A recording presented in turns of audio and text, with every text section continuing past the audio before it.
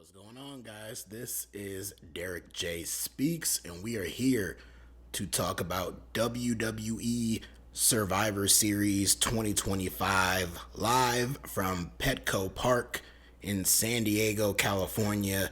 The first time Survivor Series is brought to you in a stadium. And for the fourth year in a row, WWE did War Games. Two War Games matches, one for the men, one for the women.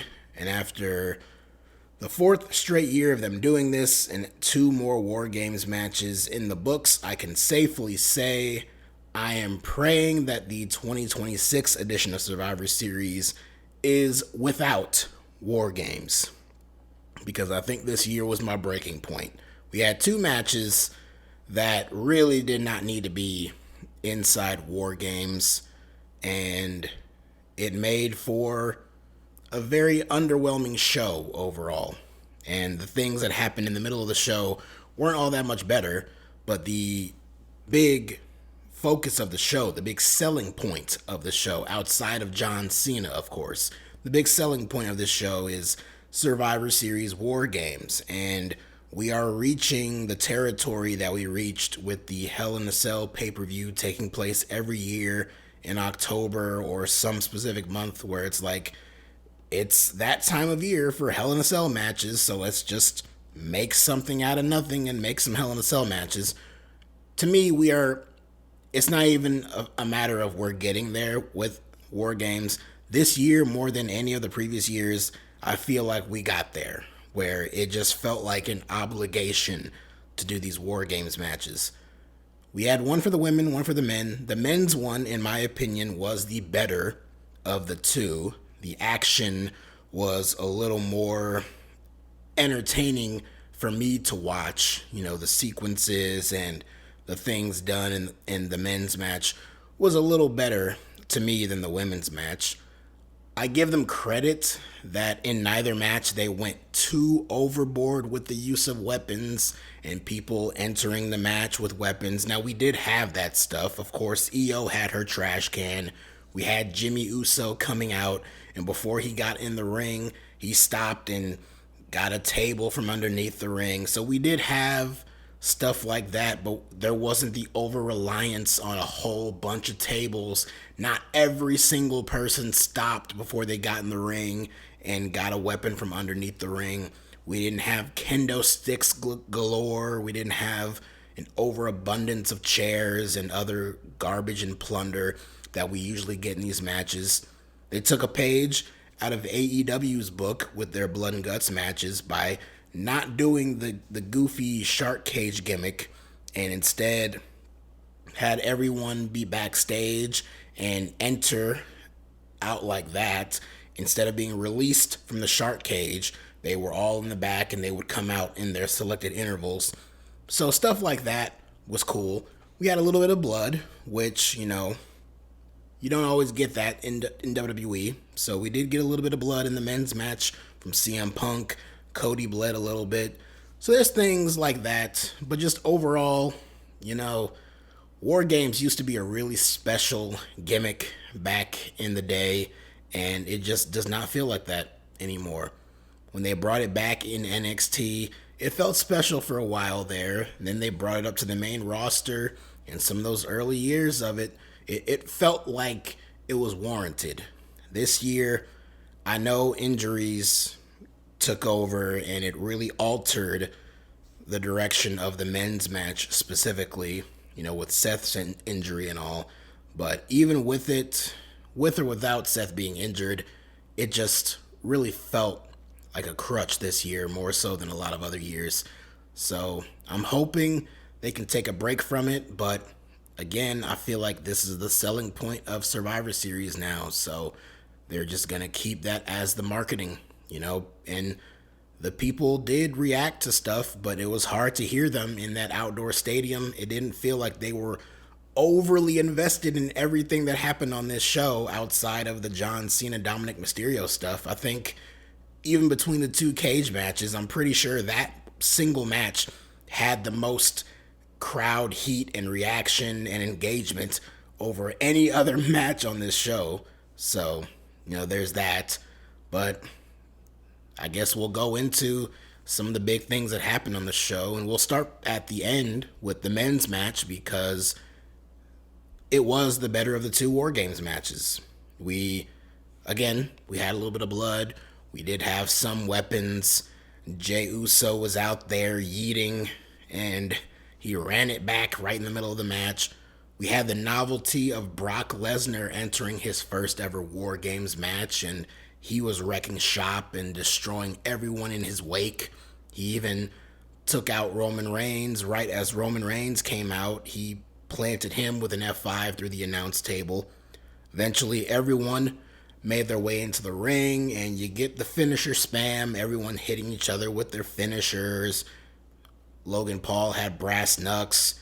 Roman took them, so we had a few Superman punches with the brass knucks. So we had a bunch of stuff. But the key person to watching this match was one Bron Breakker. First of all, how Bron Breakker even made it to the end of this match is a mystery to me, because very early on in this match, he took a doomsday device from CM Punk and Cody Rhodes, and he landed right on the back of his fucking head, and it looked disgusting. He looked very annoyed, and he sat in the corner for several minutes. Athletic trainers and doctors were checking on him, which was off camera, but there was live cam footage that leaked online that showed that they were checking on him, and he was good to go, because not long after that he was back up and not only hitting moves, but he was as energetic and as charismatic as we see him in these matches, very intense, and his typical personality. So he is on another level. But he played a big part in the finish of the match, because things broke down to where it was him and CM Punk as the last men standing when we saw the emergence of a mysterious, masked, hooded figure who scaled the top of the cage. By the way, at least in the men's match, I don't recall there being too many big dives off the cage. I think Cody did something, and I know him and Logan were up there at one point, but nothing too crazy from the top of the cage. So there is that. That's another thing that they have relied on too heavily in the past with WWE. They did the obligatory one in the women's match. We'll get to that, but in the men's match, there was nothing crazy. So no Bronson Reed tsunami splashes from the top of the cage, for example, which for his sake is good. So there's that. But anyway, masked hoodie man, all black hoodie, black mask. He climbs up the cage, gets into the ring, and he hits a super kick on CM Punk and hits him with a stomp. And Bron Breakker is there. He sees this. He looks a little terrified. He's taken aback. But then the man, he never takes off the hood, never takes off the mask. He climbs right back out of the cage and leaps out and runs through the crowd, never to be seen again. And Bron Breakker runs the ropes a few times, spears CM Punk, and gets the win. So Bron not only picks up the win for his team, but he pinned CM Punk to do so. And then after the match, all the heels are on the outside celebrating together, raising their arms. It was funny seeing Brock Lesnar standing tall with other teammates. That's a sight I never thought I'd see. Then the show ended with Roman Reigns back up in the ring. He helped up CM Punk. They gave each other a fist bump. Roman had a bit of a stare down with Cody Rhodes, and the two of them, it was a lot of tension here between the two of them, and you could hear Roman telling Cody that you and I are never teaming ever again. And that's how they went off the air. So, a few things here to break down. The masked man being the main one, hitting Seth Rollins' moves, and they even had Wade Barrett on commentary talking about how, well, Seth, he already underwent surgery, so clearly it couldn't be him. I'm pretty sure it's not. I don't know how long they're going to prolong this. My guess is they might try to stretch it out for a while and build up intrigue as to who this is. To me, they should probably reveal it sooner rather than later, since You already have a bunch of people online speculating and predicting and theorizing, pun intended, that the person is Austin Theory. Of course, a lot of us have read the online rumors and reports by people like Dave Meltzer and other wrestling journalists similar to him that one of the original plans for War Games when Seth was still active was that he would be there and Austin Theory would return and join the Vision and be on the team for War Games. Clearly, a lot of things changed, plans changed, but maybe there is still a plan in place for Austin Theory to be brought back to TV and to join the Vision, and this could be their way to introduce him as this mystery man. I think even Michael Cole was speculating how Paul Heyman, he always has an ace up his sleeve, and if the other members of the team didn't know anything about this, Paul Heyman very likely knew something about this. So maybe it's a situation where Paul Heyman is the orchestrator of this, and it'll be revealed to be Austin Theory. And my guess is this might be dragged out a little bit longer because we might not get the reveal that it's Austin Theory until we get a World Heavyweight Championship match between Bron Breakker and CM Punk, which is basically a guarantee since Bron pinned Punk to win this match. That was very much intentional and a pretty good reason why the people in the back were probably sweating bullets when Bron took that doomsday device, and why it was important for him to stay in this match because he was going to be the one to win the match. The focus at the finish of this match was on him pinning CM Punk. He pinned the World Heavyweight Champion, so I can envision a scenario where Bron Breakker is going to get a championship match at some point in the very near future. Could it be at the upcoming Saturday night's main event show? Maybe. It's unlikely. Could it be on a big episode of Raw soon? Unlikely. They're running another Saturday night's main event show in January, like the week before the Rumble. That's possible. My guess is they're going to save Bron Breakker versus CM Punk for the Royal Rumble. And I can see a scenario where that on that show, that's where that masked man comes back out. He costs Punk the championship, and that's where it's revealed that it's Austin Theory, and he helps Bron Breakker win the World Heavyweight Championship. But that's just a prediction. They could go in a completely different direction with all of this. I don't know, but that's just my prediction. As for that interaction with Cody Rhodes and Roman Reigns, another report that came out this week is that due to Seth's injury, plans were scrapped for what was originally going to be the Night 2 main event for WrestleMania 42, which was Roman Reigns and Seth Rollins, which a lot of us speculated would be the match for WrestleMania that they were building up to, hence why they kept Roman and Seth apart from each other a lot so far this year, is that they were going to wait until WrestleMania next year to do that singles match. So I imagine that was the direction, but obviously Seth won't be back in time to do something like that. And watching the finish of the show here and that interaction with Roman and Cody, I just thought to myself, I really hope that the backup plan is not a third WrestleMania match between Roman Reigns and Cody Rhodes. I really, really hope that little thing there at the end of the show was not to tease a championship match between Cody and Roman for WrestleMania. If they wanted to go that direction for the Rumble or almost any other show, I still don't want to see it. I mean, we've done it. What can Roman and Cody possibly do to top what they did at WrestleMania 40?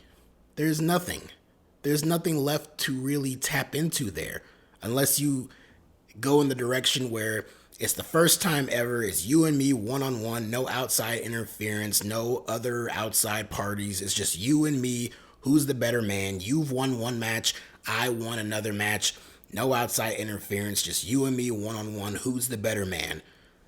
That could be a story they want to tell. Me personally, I'm not completely interested in seeing it. So they wouldn't have focused on Roman and Cody like that at the end of this show if for no reason. So my speculative mind here wanders, and I'm just thinking that it might be setting up a third match between these two. And given how big of superstars they are, I could see them wanting to do that at WrestleMania as a backup plan after their plans for Roman and Seth clearly fell through. So hopefully they don't do that. And if they wanted to do that and they wanted to do it somewhere like the Royal Rumble, I'd be a little more open to that. And that frees both men up for something new and different for WrestleMania because they need that. But whatever. That's my thoughts about that. The men's War Games match was very good, had a lot of action, and it was better than the women's match at the start of the show, which, it was fine, but it was not really exciting. I think I was already broken by the time we got to the end of this match where I thought, you know what, maybe we don't need War Games every single year. I was already kind of leaning that way, even heading into the show and the build up to this show, which has not been all that great. So I was already coming into this show with that in mind. But this match here, it just didn't grab me. I know the way these matches are set up, that you have people coming out every couple of minutes, and then it's not until you get to the very end where the match officially starts, so to speak. But even still, it just felt like nothing of any substance was happening for those early parts of the match. We had a Charlotte Flair and Becky Lynch face-off, which the crowd didn't even really pop all that much for. AJ Lee came out, the crowd liked AJ, they wanted to see her beat up Becky Lynch for a little bit, so there was that, but there really wasn't all that much exciting going on until everyone was officially out there. They saved Lash Legend as the last one out, which was a good spot for her. She's new. She's, someone who clearly they want to build up as a big deal on the main roster. So good on them for putting her in a position like that. I mean, she was good in this match. She did a few power spots and things like that, but there was nothing to me that really stood out dramatically from her in this match, and she played a big part in one of the turning points towards the finish of this match where Asuka was gearing up to spray some mist in Rhea's face, and then Charlotte kind of bumped her out of the way, and Asuka sprayed the mist in Lash Legend's direction because it really didn't get her in the eyes a little bit. Lash kind of had to feed into it, and Asuka kind of leaned a little more into it because they were not really in sync with the spot there, but that was the idea. And the idea was that Charlotte saved Rhea, and that kind of the tension between the two of them heading into this match was resolved, basically. And then we had Io's obligatory trash can dive off the top of the cage spot. AJ was trying to toss her the cage up on top, or was trying to toss her the trash can up on top, and then Rhea lifted AJ up on her shoulders. AJ handed Io the trash can on the top of the cage, and Io dove off the top down onto some of the heels in the match, and that left Becky Lynch all by herself. She tried to escape. She was stopped. She got hit with a few finishers until she got locked in the Black Widow from AJ, who got the tap out win. So the babyfaces win here. And Becky Lynch, once again, in her mind at least, is screwed over. I already saw her on Twitter/X tweeting up a storm in all caps like she did after she lost her title to Maxine Dupree a few weeks ago. So there was that. All the ladies, they worked hard. I just never really fully got into the match. The last few minutes were fun, and the crowd was really up for it, but overall, just really didn't get all that into it. So there's that. And now for the two non-War Games matches on this show. We had the Women's World Championship on the line. Stephanie Vaquer defending against Nikki Bella. And speaking of not really being all that exciting, the thought of Nikki Bella, for as great as she looked, physically at least, I just have no desire to see Nikki Bella challenging for a world championship in 2025. But I decided to look at this as positively as possible, this entire angle, which has not been good and has done more harm to Stephanie Vaquer than any good. But if there is any good to come out of this, it's the fact that Stephanie Vaquer, in an already highly accomplished career year for herself, she can add on to her accomplishments that she worked with and decisively, cleanly beat a Hall of Fame talent and the longest reigning Divas champion of all time. So that's a good way to look at it. The match itself was fine. It was one of the better Nikki Bella matches we've seen, but at the same time, it was also one of the weakest and worst matches that we've seen from Stephanie Vaquer. And we learned a big lesson on this show, which is that as great as Stephanie Vaquer is, she is not a miracle worker, because she was unable to pull out a great match from Nikki Bella, which was already a tall task in and of itself. No offense to Nikki. I know she has her Bella stands and all that stuff. I'm not trying to be mean to Nikki. She's a very nice person.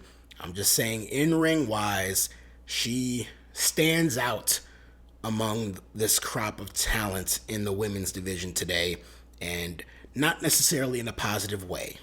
But she did take the Devil's Kiss very well. She took it on the announce table, in fact, and that got probably the biggest pop of the match. And then she took it again in the ring and got hit with the corkscrew splash, and Stephanie retained her championship. Please move Stephanie on to something better. Maybe that something better could be the person who we saw return in the other match on this show, which was the Intercontinental Championship match between John Cena and Dominic Mysterio. John Cena's final pay-per-view / PLE event, defending the Intercontinental Championship against Dirty Dom. This match was, in one word, fun. It was very overbooked. It was a bit of a cluster, but it was fun. And like I said earlier, it probably had the most crowd heat over anything on the entire show. I mean, AJ got a good reaction. Stephanie hitting the Devil's Kiss, obviously. Jey Uso doing his yeeting crap, clearly, of course, that got a big reaction. And even the interaction with Brock and Roman, all that stuff, big reactions. But the one singular match from start to finish on this whole show that really had the crowd fully invested, fully engaged, and fully up for almost everything was this match. And that is a testament to not only Cena, but also Dom. And Dom was the perfect shithead, cocky, douchebag, slimeball heel that he is. He even feigned an injury, playing off of the very real incident that happened with Penta on the previous week's Raw. Dom hit a move and was selling his shoulder, was, dislocated or something like that. Officials and doctors came over to look at him. Meanwhile, in the ring, John Cena got attacked by Raquel Rodriguez and Roxanne Perez. He fed for both of them. He sold both of their finishing moves. He took the Chigona bomb and he took Pop Rocks. So good on Cena. And then Dom popped right up, got in the ring, hit the 619 and a splash. But of course, the referee refused to do the count. The referee was not taking any bullshit on this show. He kicked out the ladies, and that was that. But eventually the ref did get bumped. He was out, and out came the other Judgment Day members, JD McDonough and Finn Balor. They put the boots to Cena. but then he laid them both out with a double attitude adjustment. And then all hope seemed lost for Dirty Dom here until Liv Morgan's music hit. And Liv Morgan makes her triumphant return to TV. She came out, she got in the ring, she went face to face with Dom, and she slapped him. Not a great slap, but she slapped him. And that got a big, stunning reaction from the crowd. She leaped up into Cena's arms and gave him a big hug. And Cena, obviously we couldn't see Cena's face, but we saw Liv's face. We got a close-up on her. She was all smiles until it quickly went to a serious, crazy-eyed look. She jumped down. She gave Cena a kick right to the balls. So she Cena'd Cena after what we saw from him earlier this year at Elimination Chamber. She basically did the same thing to him here. And then Dom got him in position, hits the 619. Cena gets hit right in the face with the belt from Liv, and then Dom goes up top, hits the splash, and gets the win. And Dom and Liv are reunited. Dom is once again Intercontinental Champion. And so ends John Cena's career on pay-per-view / PLEs. And he got a big ovation after the match. He had the slow walk to the back. He was very grateful and thankful, thanked the fans and all that stuff. So, we're almost there. We got just a few more weeks until Cena's final match at the next Saturday night's main event show, and then that'll be it for him. But, on this show, again, fun match, a bit clustered, a little too clustered for what I would have liked to have seen for John Cena's final match on PLE. I probably would have preferred something a little longer, a little more clean than this, but they wanted him to work with Dom and give Dom the rub, and this is the character who Dom is. You don't see Dominic right now in his current form and expect him to go out there for a 20, 25, 30-minute back-and-forth competitive wrestling match. You expect Dom to go out there and pull the shenanigans. He's going to do some stuff, but he's going to pull the shenanigans. He's going to cheat. He's going to lie. He's going to channel that Eddie Guerrero energy that lives within him, and he's going to do all this bullshit. And the crowd goes crazy for it. And now that Liv's back, that's great. We can pick back up on the story with Liv and Dom together. You can tease some tension with Liv and Roxanne Perez. If you want to, you can start heading in the direction of building up Liv Morgan as a challenger for Stephanie Vaquer for that championship. I'd be far more interested in that than seeing Stephanie continue to feud with Nikki Bella. So you could always head in that direction. So nothing but positives to come out of Liv Morgan and her return. But for John Cena, like I said, that's it for him. And the next time we'll be talking about John Cena will be at the Saturday night's main event show on December 13th. And that is very likely the next time I will be here to talk to you guys. So that does it for this Survivor Series show. Overall, top to bottom, very underwhelming show, especially for a big stadium show. It just fell kind of flat for me. Some stuff I liked, aspects of certain matches I liked, but just overall as a total package, and the way they do these ESPN shows now with all the commercials and all the downtime in between matches, between what WWE does and what AEW does, it's just infuriating. I'm hoping for some kind of meeting in the middle there at some point, but I don't think it's going to happen.